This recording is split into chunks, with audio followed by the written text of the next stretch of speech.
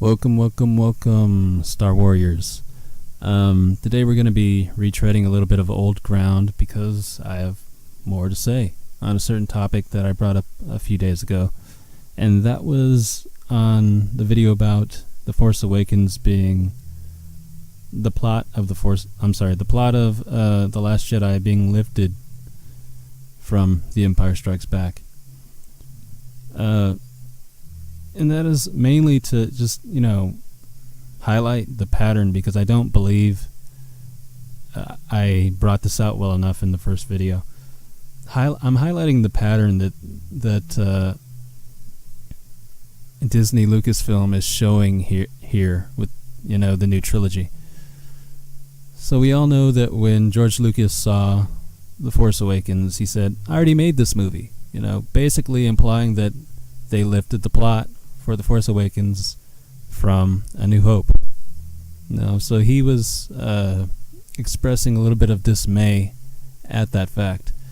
And he didn't say that with The Last Jedi, because it would be bad for business, for one thing. There is something in him that is still beholden to the Disney overlords.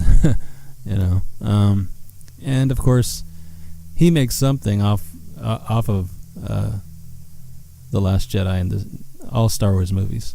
So he didn't want to point out how The Last Jedi's plot was lifted from The Empire Strikes Back. But that brings us to the issue of this pattern that they've set, for themselves. Will they lift the plot from Return of the Jedi for Episode 9?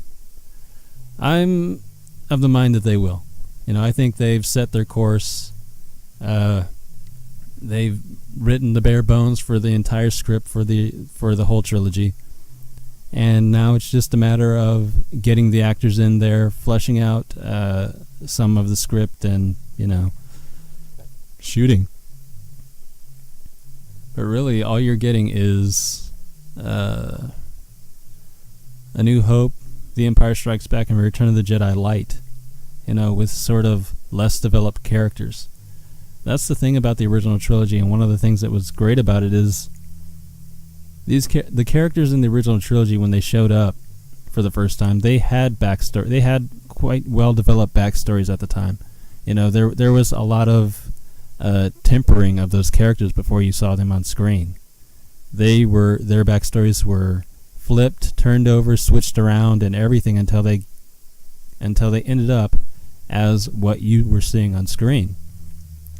At the end of the second movie of this new trilogy, Rey is nobody. She has no past. I believe that they were doing that because they didn't want to spend time developing this character. The same thing with Snoke. Basically nobody, has no past. And if he does have a past, you'll never know about it. It'll be left up to some expanded universe to embellish on that, because the writers and directors of the film did not want to spend time developing this character named Snoke. I mean, they didn't even really develop a name for the guy. Snoke? He's supposed to be the guy stepping in the shoes of, or the counterpart of Emperor Palpatine. Rey is supposed to be the counterpart for Luke Skywalker. Rey, Snoke, Finn. These are characters that have no surname.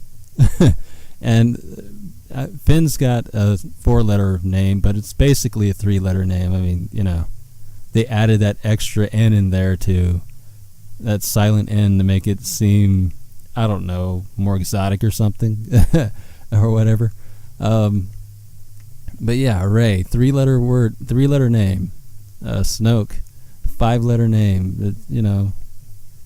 Emperor Palpatine, Snoke, Luke Skywalker, Rey, Han Solo, Finn. You can say that maybe Poe Dameron was the Han Solo of the new trilogy. Who knows? Poe's not a great name, but I mean, at least he had a surname, right? So there's just not there's no, the creative on the creative side. There's no work going into these movies, except for the people developing the attire, the designs for the attire, the designs for the environments, the designs for the technology. Those people, get 100% of the credit for being creative on this on these films. Not the writers, unfortunately. The writers they already have their work cut finished for them before they pick up a pencil. So I just don't know why they even bother paying writers. They should pay George Lucas over again for the writing credits in these films, because he freaking wrote these films. He didn't do any extra work, but they're literally lifting the stuff that the stuff that he wrote, the stories that he developed. They're lifting them off and passing them as their own. I can take the plot from The Empire Strikes Back, put my own characters in there, and sort of twist around the plot a little bit, and it'll be just a worthless copy. But I can do it. Hey, Lucasfilm, Disney, hire me. You don't have to pay me near as much for hacky writing as you do Rian Johnson and J.J. Abrams.